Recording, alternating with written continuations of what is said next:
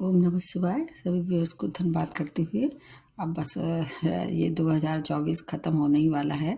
कुछ ही दिन शेष बचे हैं। अब जैसे ही 2025 आएगा, आप लोगों के मन में उत्सुकता होगी निश्चित रूप से कि अब कैसे जाने वाला है पूरा वर्ष। लेकिन इसमें आपको एक बात बतानी होगी, और वो स्वास्थ्य मतलब बिल्कुल सत्य है, कटु सत्य जिसको कह सकते हैं। कर्म का आपका जो भाग्य का लेखा जोखा है, उसको कर्मों से थोड़ा उलट-फेर ज़रूर कर सकते हैं, लेकिन उसको बदलना बहुत कठिन है, या ऐसे कह सकते हैं बहुत ही कम संभावना है। तो इसमें मैं थोड़ा हम सब लोग बताने की कोशिश करते हैं। जो लोग इस तरह से बोलते हैं कि सब कुछ अच्छा होगा, कोई खराब नहीं होगा या पूरी तरह से खराब होगा, वो बिल्कुल सही बात नहीं होती है। तो हर वर्ष कुछ अच्छी चीज़ें लेके आता है और कुछ थोड़ी-सी परेशानी लेके आता है। अब 2025 भी सभी राशि वालों के लिए कैसे जाने वाला है। अब आपका नंबर आ गया है मीन राशि वालों का। आज ये मीन राशि वाले इंतज़ार कर रहे हैं बहुत दिनों से। आपका इंतज़ार ख़त्म करते हुए सबसे पहले आप लोगों को आने वाले 2025 की अग्रिम शुभकामनाएँ। ईश्वर करे ये वर्ष आपके लिए मंगलमय हो, आप स्वस्थ रहें, प्रसन्न रहें, ऐसी मेरी ईश्वर से आपके लिए प्रार्थना है। तो मीन राशि वाले कैसे हैं? ये तो इनकी स्वामी राशि गुरु हैं, और इस वर्ष अभी क्या है कि गुरु का बहुत ज़्यादा आतंक, कुछ लोग उसको ऐसे भी कह रहे हैं अतिचारी गति को कुछ अत्याचारी गति भी कह रहे हैं, लेकिन ऐसा नहीं है।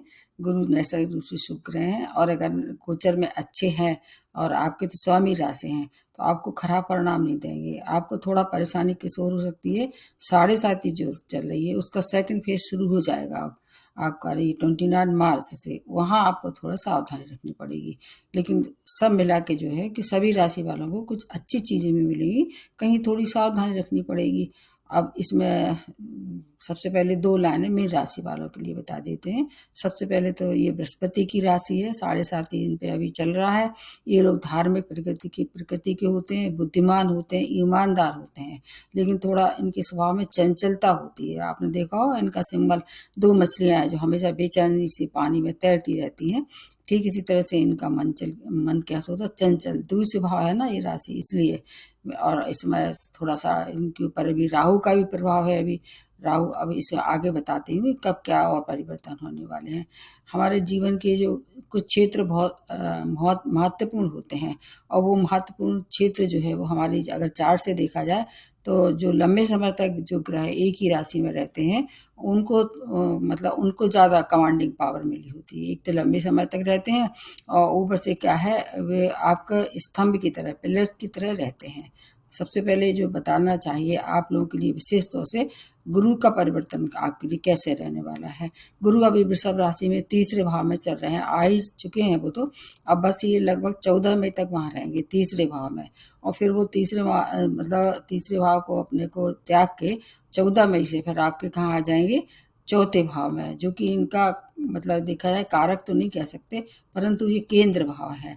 और वहाँ पर ये लगभग 18 अक्टूबर तक रहेंगे, और 18 अक्टूबर के बाद ये अतिचारी गति से वो कहाँ प्रवेश करेंगे, आपके 5th भाव में, और कर्क राशि मतलब इनकी उच्च राशि रहेगी। तो ये परिवर्तन सबके लिए बहुत सुखद रहने वाला है, जहाँ तक मेरा अनुमान है।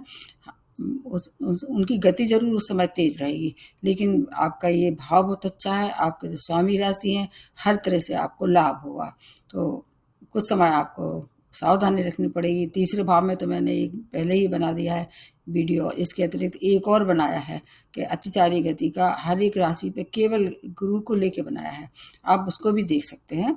इसमें जो बताने वाली हूँ, तो आपके तीसरा, चौथा और पंचम भाव को ये पूरे वर्ष 2025 तक प्रभावित करेंगे, और फिर उसके बाद ये अक्टूबर से नवंबर तक रहेंगे चौथे भाव में। उसके बाद फिर ये पंचम भाव में दिसंबर तक रहेंगे, लगभग 5 दिसंबर तक। फिर ये पुनः वक्री होके आपके 4th भाव में प्रवेश कर जाएंगे। ये गुरु की स्थिति हो गई। और इसके बाद एक और ग्रह है जो सबको परेशान करने वाला है आपके लिए। ये 2 भाव के मालिक हैं, मंगल के बारे में बता रही हूँ।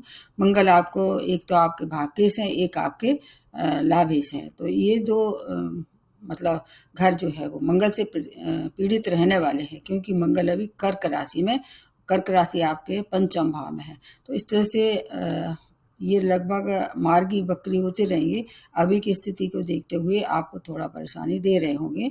एक तो आपके लिए वैसे भी ये कारक नहीं है, लेकिन भाग्य से, इसलिए आपको ज़्यादा फर्क नहीं पड़ना चाहिए। अगर नेटा चार्ट में बहुत अच्छा है, महादशा अंतर्दशा अच्छी चल रही है, तब भी आपको लाभ में थोड़ी सी कमी हो रही है। भाग्य की थोड़ा सा भाग्य का मतलब कम साथ मिल रहा होगा, लेकिन कुछ चीज़ों के लिए अच्छे भी रहे होंगे ये। तो एक तो मंगल जो है 7 जून तक ऐसे ही रहने वाले हैं। उसके बाद फिर ये आ जाएंगे आपके जो सिंह राशि है, वहाँ पर फिर और ग्रहों को बता देते हैं। इसके अतिरिक्त शनि को बताना बहुत आवश्यक है, क्योंकि शनि आपके अभी 12th भाव में चल रहे हैं। क्योंकि अभी आप पे साढ़े साथी का प्रथम है चरण ये। जब भी प्रथम चरण होता है तो 12वें हाउस में ही रहते हैं शनि, और उसके बाद फिर ये अपने 29 मार्च से आपके केंद्र में आ जाएंगे, लग्न में। मतलब केंद्र का मतलब लग्न में प्रवेश करेंगे, और फिर वहाँ पर आपका 12 नंबर में ये आ जाएंगे। और फिर ठीक उसी तरह से 18 मई को राहु, जो आपको अभी तक 18 महीने से परेशान कर रहे थे, भ्रमित करे जा रहे थे, जहाँ जो स्थिति नहीं थी उसका निर्माण कर रहे थे, लेकिन कुछ चीज़ों में अच्छे भी रहे होंगे, क्योंकि कलयुग के राजा हैं ये। अब ये अपनी राशि बदल के अब आ जाएंगे आपकी 12th भाव में। और उसके बाद ठीक इसे इसके विपरीत केतु होते हैं। केतु अभी कन्या राशि में आपके 6 भाव में चल रहे होंगे, तो उन्होंने कुछ अच्छे काम भी किए होंगे।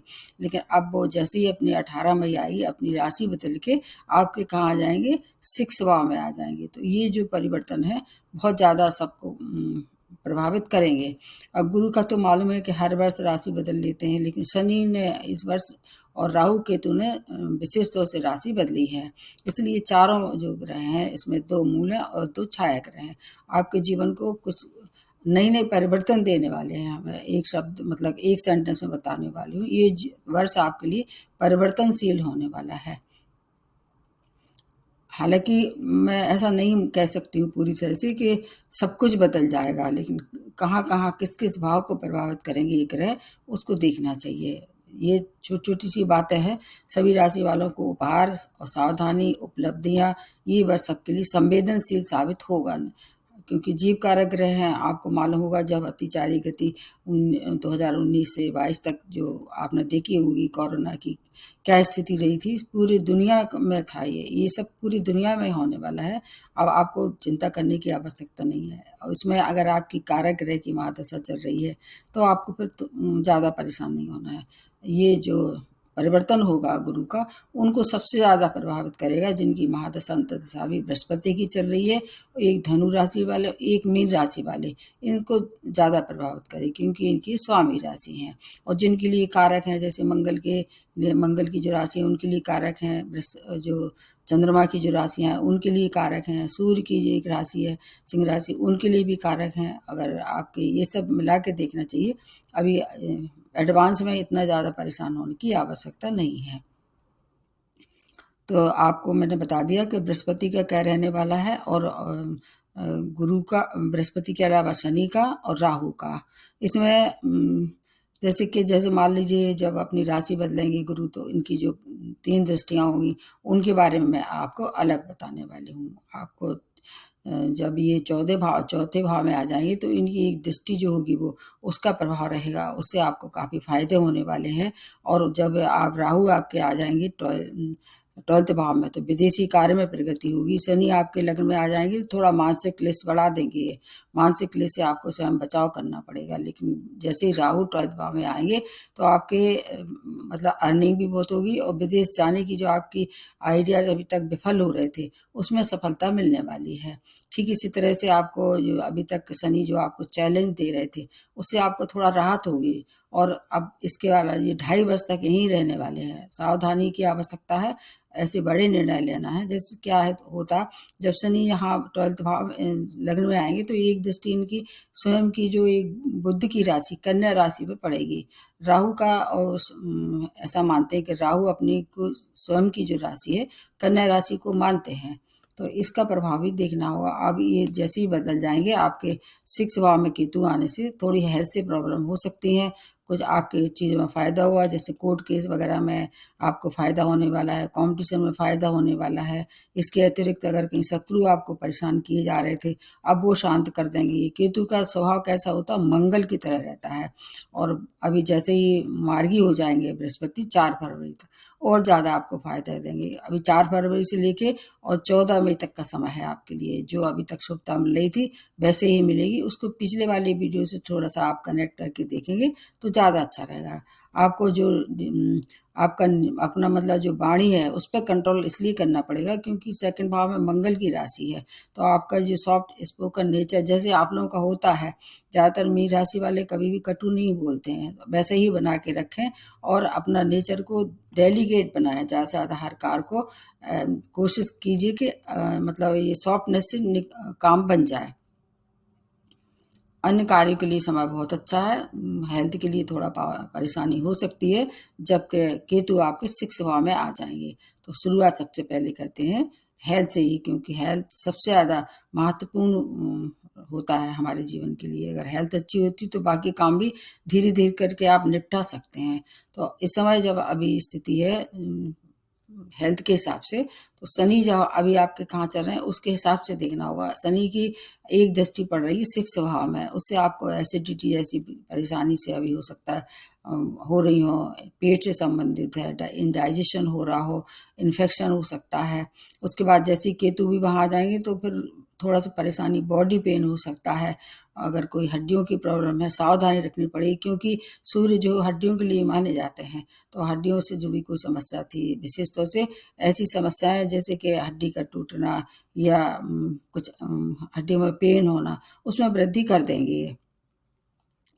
विशेष तौर से वर्ष के आरंभ में होगा, फिर धीरे धीरे करके सुधार भी होना शुरू हो जाएगा, क्योंकि और जो मतलब गोचर में जो और ग्रह की स्थिति होती उसका भी अनुमान लगाना पड़ेगा। एक समय ऐसा आएगा वहाँ सूर्य भी आ जाएंगे, शुक्र भी आ जाएंगे, तो आपके जो कारक ग्रह हैं उनकी आपकी रक्षा भी उसी तरह से करने वाले हैं। 18 मई के बाद आपको थोड़ा सावधानी इसलिए ज़्यादा रखना पड़ेगा क्योंकि केतु और राहु क्या है, ये सीक्रेटिव डिसीज देते हैं। मतलब कोई गुप्त जो है बीमारी जैसे किडनी की है, आपको मालूम नहीं पड़ेगा। धीरे धीरे आपका इन्फेक्शन बढ़ता जाएगा। जब बहुत ज़्यादा ऊपर तक बात होगी तब आपको पता पड़ेगा। तो इसलिए बात के लिए भी माने जाते हैं। बात पित्त जो होता है ना, जो आपको आयुर्वेदिक में मानते हैं कफ बात पित्त, उसमें बात की तरह से आपको परेशानी हो सकती है, अनिद्रा के शिकार हो सकते हैं। और इसके अलावा आपको शनि जब लग्न में आ जाएंगे थोड़ा मानसिक पीड़ा भी बढ़ा देंगे। अब विशेष तौर से उनके लिए थोड़ा घातक हो सकता है जो ओल्ड एज में है। सावधानी रखेंगे तो फिर कोई परेशानी नहीं, क्योंकि शुक्र की एक राशि अष्टम भाव में है। आयु को के बचाव भी उसी तरह से होगा। प्रारंभ का समय जो है वो शुक्र उच्च राशि में रहेंगे, आपके ही लग्न में रहने वाले हैं, तो आपको फिर ज़्यादा परेशानी नहीं होगी। उसका हल भी आप निकाल लेंगे आराम से। और इसका उपाय क्या है, आपकी दिनचर्या जो है सुनिश्चित करें, खाने पीने का बहुत ध्यान रखें, क्योंकि सेकंड भाव खाने पीने का होता है। क्रोध ना करें। इसके अतिरिक्त एक और आपको विशेष बात है, आपको जो है वो कहना चाहिए जो मतलब जो अपना खाना है वो पौष्टिक रखें। बाहर का खाना ना खाएं और कोशिश ये करें बासा खाना ना खाएं। तो फिर आपकी हेल्थ भी आपके साथ निश्चित रूप से कोई इस तरह से परेशानी में नहीं डालेगी, क्योंकि 12th भाव एक्सपेंडिचर का भी है, तो मेडिकल एक्सपेंस भी इस दौरान थोड़े से बढ़ सकते हैं। आयु कोई खतरा नहीं है, अगर ओल्ड एज है तो और ज़्यादा आपको ध्यान रखना चाहिए। इसके बाद आ जाते हैं आपकी आर्थिक स्थिति के लिए बहुत अच्छा समय है। आपके लिए गुरु, शनि और राहु तीनों मिलके बहुत अच्छा पूरा वर्ष जो है वो धन से ओत-प्रोत कर देंगे। आप जहाँ चाहें अपना अपना भाग्य आज़मा सकते हैं। और भाग्य का जब साथ हो जाएगा विशेष रूप से जून के बाद, क्योंकि अभी जैसे मंगल अभी नीच राशि में भाग्येश है, तो आपको ज़्यादा फायदा होगा। अभी के लिए बता देते हैं, क्योंकि कुछ चीज़ों में अभी भी फायदा होगा। जैसे आपको कोई विदेशी अर्निंग आपको हो सकती है, क्योंकि अभी क्या है शनि आपके 12th भाव में है, उसके बाद फिर राहु भी आ जाएंगे ये 18 मई से।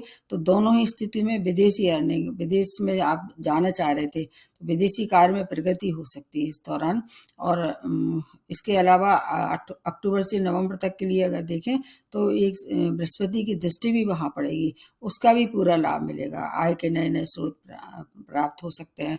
Parallel income, rental income, hotel restaurant से संबंधित कोई काम कर रहे थे अब तक, उसमें घाटा जा रहा था, उससे आप घाटा की पूर्ति करेंगे और भाग्य का साथ रहने वाला है। जब जैसे ये मंगल अपनी राशि बदल लेंगे तो भाग्य का साथ रहेगा।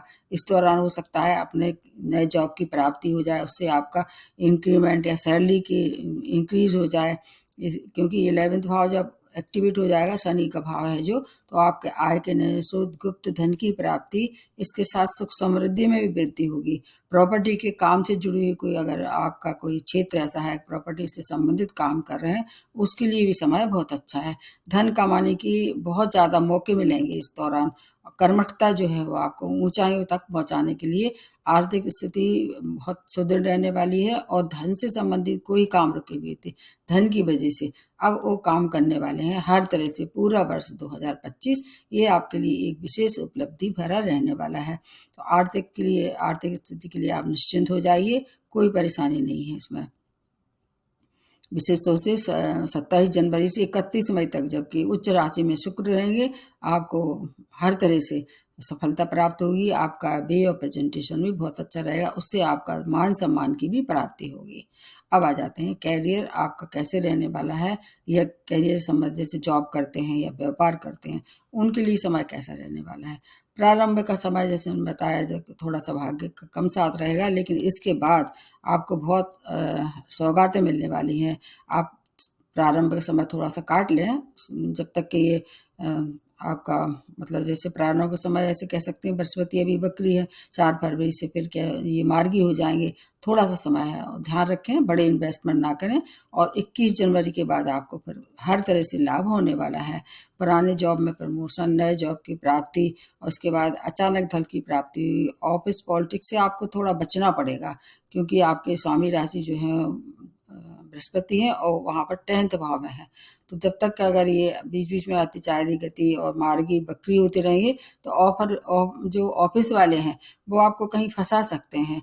तो एक तो आपको ध्यान ये रखना है कि किसी भी चीज़ पे साइन करते हुए मतलब एक बार बहुत अच्छे से उसकी रीड कर लेना है, मतलब उसको डीपली उसको कहना चाहिए ऑब्जर्व करना है, फिर साइन करना है। एक तो ये आपको ध्यान रखना है, और किसी की गैर कानूनी कार्य में के ना तो गवाही देना है, ना स्वयं उस ओर बढ़ना है। अन्यथा आपको फिर हो सकता है गवर्नमेंट क्षेत्र से कुछ आपको प्रताड़ित किया जाए या दंडित किया जा सकता है। तो उसमें ध्यान रखना है, कोई गैर कानूनी कार्य ना करें, झूठी गवाही नहीं दें, और इसके साथ साथ अपने जो बॉस हैं, अपने जो संग में काम करने वाले हैं, उनसे व्यवहार आप बहुत अच्छा रखें। एक आपके लिए ये रामबाण है, क्योंकि जब तक गुरु की राशि आपकी वहाँ है, और गुरु जब इस वर्ष ज़्यादा ही प्रभावी रहने वाले हैं, इस बात को आप लोगों को बहुत ज़्यादा ध्यान रखना पड़ेगा। साझेदारी में अगर आपको व्यापार करना है तो 18 मई तक की बात करें। अगर व्यापारी हैं, अगर ऐसे व्यापार करते हैं जो कि बृहस्पति से संबंधित हैं, या किसी ऐसे प्रॉपर्टी से संबंध जैसे मैंने बताया, तो 18 मई के बाद आप शुरुआत कर सकते हैं। उसके बाद आपके लिए समय बहुत अच्छा रहने वाला है। नए कार्य की किसी भी कार्य की शुरुआत करना है 18 मई तक, थोड़ा सा धैर्य से और उग्रता में कोई बड़े निर्णय नहीं लेना है। केतु जब वहाँ सिंह राशि में आ जाएंगे, जो शत्रुओं से भी राहत होगी। कैरियर के लिए निर्णय लेते समय सावधानी रखें, और इसके साथ साथ कोर्ट केस में अगर कहीं से इन्वॉल्वमेंट था, बहुत परेशान थे अब तक, उसमें डिसीजन नहीं मिल रहा था, तो उसके लिए समय 18 मई के बाद बहुत अच्छा है। केतु क्या है, दुश्मनों को मतलब कहने शांत कर देते हैं, वो भारी पड़ते हैं, इसलिए उस समय तक थोड़ा ध्यान रखें। बाकी फिर आपका अगले 1.5 वर्ष तक का समय केतु आपके लिए शत्रुओं पे भारी पड़ने वाले हैं। अगर आप कोई कंपटीशन फेस कर रहे हैं, अगर कैरियर से संबंधित कोई भी परेशानी है, 18 मई के बाद ज़्यादा आपको सुखता मिलेगी। अभी जो है वो आपको ध्यान रखना पड़ेगा। साझेदारी में अगर काम करते हैं व्यापारी, तो अपनी वाणी पे कंट्रोल रखना है। तो ये साझेदारी का व्यापार भी आपको बहुत धन लाभ देने वाला है। नए कार्य की शुरुआत 18 मई के बाद करें। पुराना जैसे चल रहा है उसको वैसे ही चलने दिया जाए। उसके लिए मैंने पहले ही एक बहुत अच्छा वीडियो बनाया था, उसको दोबारा देखना पड़ेगा आपको। अब इसके बाद आ जाते हैं, आपका प्रेम विवाह है या आपका अरेंज मैरिज होने वाली है, संतान के लिए कैसा समय है, अगर आप विद्यार्थी हैं तो आपके लिए क्या कहलाता है, ये 2025 क्या बोल के आया है, क्या बताने वाला है, इसके लिए शांत हो जाइए। आप थोड़ा ध्यान से सुनिए। आपको अब 21 जनवरी तक अगर आप प्रेम में हैं, तो प्रेम प्रसंग आपके थोड़े से हो सकता है कि विच्छेद हो जाए, क्योंकि केतु क्या है, विच्छेद भी कर देते हैं कई बार। और उसके बाद की स्थिति काफ़ी अच्छी रहने वाली। केतु अभी कहाँ है, आपके सप्तम भाव में है, तो वैवाहिक संबंध भी ये खराब कर रहे होंगे। अगर नहीं कर रहे होंगे तो अच्छी बात है ये तो। ईश्वर करे आपका वैवाहिक जीवन भी अच्छा रहे। विवाह के प्रपोजल निश्चित रूप से आ रहे हों, विवाह को फाइनलाइज आप कर सकते हैं जैसे ही आपके फेवर में और ग्रह आते हैं। ये क्या है कि बृहस्पति का और शुक्र का बहुत इंपॉर्टेंट रोल होता है। उसके जैसे ही परिवर्तन होते जाएंगे आपको पूरा फायदा होगा। वैवाहिक जीवन अच्छा रहने वाला है। नए प्रपोजल आएंगे, उनको आप स्वीकार कर सकते हैं। विशेष तौर से मार्च के मध्य माह के बाद ही आपके लिए रिलेशन में कोई कमी थी वो अच्छी हो जाएगी, मधुरता आएगी और नए प्रपोजल से आपको आगे बढ़ सकते हैं। हो सकता है कोई पुराना रिश्ता आकर टूट गया हो और आपको दोबारा मौका मिले, तो उस रिश्ते से भी आपको जोड़ना चाहिए। ये आपके लिए अच्छा रहने वाला है। 18 मई तक राहु केतु आपके लग्न को प्रभावित करेंगे और सप्तम भाव को। ध्यान रखना है, कोई विच्छेद वाली स्थिति बन जाए तो सुलह समझौता से निपटा लें, बात को आगे ना बढ़ाएं। उसके बाद की स्थिति बहुत अच्छी है। जीवन साथी से की केयर करनी होगी, उनकी हेल्थ जरूर खराब हो सकती है। जब तक के केतु वहाँ है उनके रिश्ते भी खराब हो सकते हैं, उनकी केयर भी करनी चाहिए। ठीक यही बात साझेदारी में व्यापारी के लिए होती है कि किसी से क्रोध नहीं करना है, क्योंकि क्या है, वैसे तो मीन राशि वाले अच्छे होते हैं बोलचाल में, ये किसी को हर्ट नहीं करते, लेकिन ग्रहों का प्रभाव तो निश्चित रूप से होता है, इसको आप इग्नोर नहीं कर सकते हैं। मई के बाद प्रेम विवाह भी कर सकते हैं। मई तक इंतजार कर लीजिए, फिर प्रेम के लिए अगर हैं तो प्रेम प्रसंग को आप आगे बढ़ा सकते हैं और वो विवाह में परिणत हो सकता है। अब विवाह के बाद अब आ जाते हैं संतान के लिए समय कैसा है। संतान उत्पत्ति के लिए, संतान सुख के लिए, और इसके अलावा आप विद्यार्थी हैं तो उनके लिए समय क्या है, ये सब चीज़ें पंचम भाव को डिनोट करती हैं। तो आपके लिए समय बहुत अच्छा है। जनवरी से ले अप्रैल तक के लिए कंसीव कर सकते हैं, और उसके बाद अगर विद्यार्थी हैं तो हायर एजुकेशन के लिए जा सकते हैं। इसके अतिरिक्त अगर पंचम भाव से शेयर मार्केट देखते हैं तो शेयर मार्केट में अगर कहीं आपका शौक रखते हैं तो और चीज़ों का देखना होगा। अकेले एक ग्रह के दम पे हम इतना बड़ा इन्वेस्टमेंट आपको सलाह नहीं देंगे, क्योंकि 7.5 ही चल रही है। अभी आपके जब तक 12th भाव में शनि है तो बहुत आर्थिक हानि हो सकती है। उसके बाद के दोबारा जो आपको देखना होगा कि महादशा अंतर्दशा कितनी सपोर्टिव है, फिर आप शेयर मार्केट से भी आप हो सकता है कि लाभ ले लें। अभी के लिए संतान की समस्याओं का हल निकलेगा हर तरह से, क्योंकि जब बृहस्पति आपके पंचम भाव में आ जाएंगे तो ये वर्ष फिर आपको शिक्षा, संतान और आपके विद्यार्थी हैं तो हायर एजुकेशन के लिए बहुत अच्छा समय है। एक तो उनका कारक भाव है, ऊपर से कर्क राशि इनकी उच्च राशि है, दोहरा लाभ होगा। एक और आपके स्वामी राशि भी हैं, तो वो समय लगभग कब रहने वाला है, थोड़ा सा समय है, ये लगभग रहने वाला है नवंबर से दिसंबर तक का, 5 दिसंबर तक का समय है। उस दौरान आपको बहुत बेनिफिट होने वाले हैं पंचम भाव से रिलेटेड, धन से भी, मान से, सम्मान से, प्रेम से, संतान सुख से। ये सब चीज़ें उस समय के लिए टाल सकते हैं तो अच्छी बात है। स्टूडेंट के लिए ओवरऑल बहुत अच्छा समय है। आपको कंपटीशन में सफलता के साथ साथ आपको फरवरी के बाद से और फरवरी से अप्रैल तक के लिए अगर आप चाहें तो विदेश जाने की भी योजना बना सकते हैं। हायर एजुकेशन के लिए समय बहुत श्रेष्ठ रहने वाला है। शुभ समाचार मिलेंगे संतान की ओर से भी, और जैसे ही मंगल अपनी राशि बदल लेंगे तो शुभ समाचारों के साथ साथ आपकी संतान की ओर से अगर कोई उनकी उन्नति रुकी हुई थी या उनके लिए कोई आप अच्छा सोच रहे थे और बार बार रोड़े आ रहे थे, क्योंकि शनि डिले करा देते हैं हर काम में, तो वो सब रोड़े समाप्त हो जाएंगे 29 मार्च के बाद। अब इसमें क्या है कि 4 ग्रह की तो जो भूमिका है ही, आपकी स्वयं की महादशा अंतर्दशा देखनी होगी। इसके अतिरिक्त आपके जो कारक ग्रह हैं उनका बीच बीच में जो गोचर होता है आप लोग उसको भी देखते हैं। उसके लिए बहुत बहुत धन्यवाद, और देखते रहिए तो फिर आपको बहुत सारी चीज़ें इस वर्ष मिलने वाली हैं।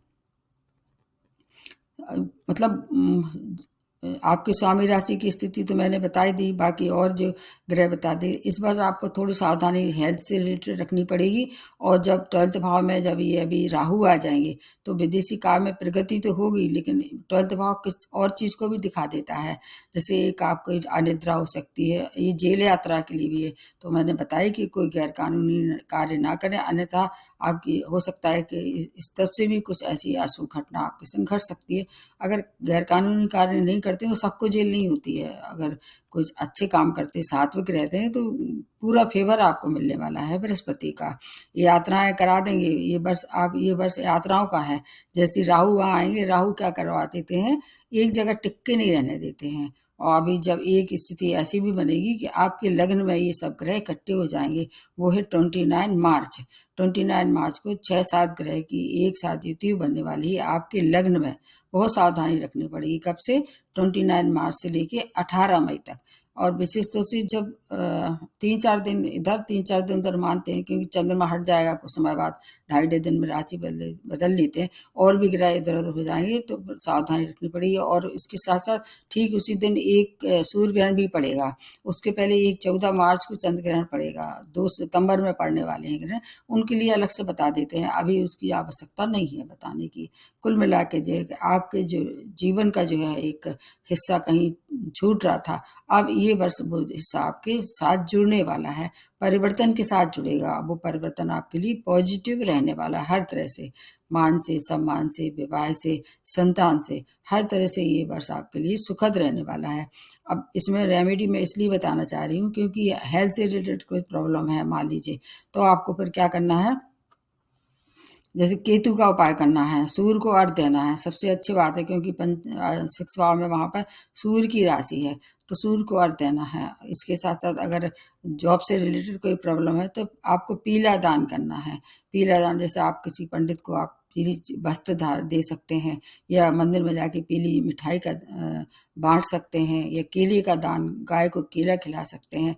तो ये जॉब से रिलेटेड कोई प्रॉब्लम होगी तो उससे आपका बचाव होगा। अब 7.5 के लिए तो मैं बीच बीच में लगातार बताती ही रहती हूँ।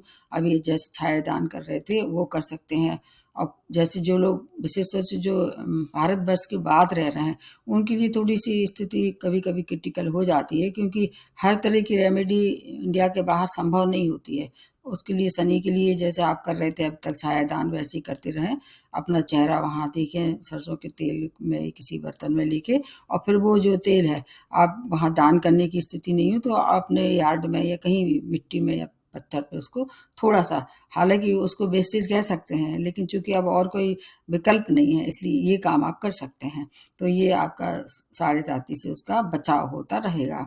अब एक बात और है, 4 गुरुवार आपको शिव मंदिर में जाके अभिषेक भी कराना चाहिए। किस किस चीज़ से? दूध से, केसर से और फूल से, और आपको बेल पत्र से। 4 अगर गुरुवार ये काम करते हैं तो आपके लिए जो पूरा वर्ष है बहुत सुखद रहने वाला है, क्योंकि स्वामी राशि हैं आपको निश्चित रूप से फेवर करने वाले हैं।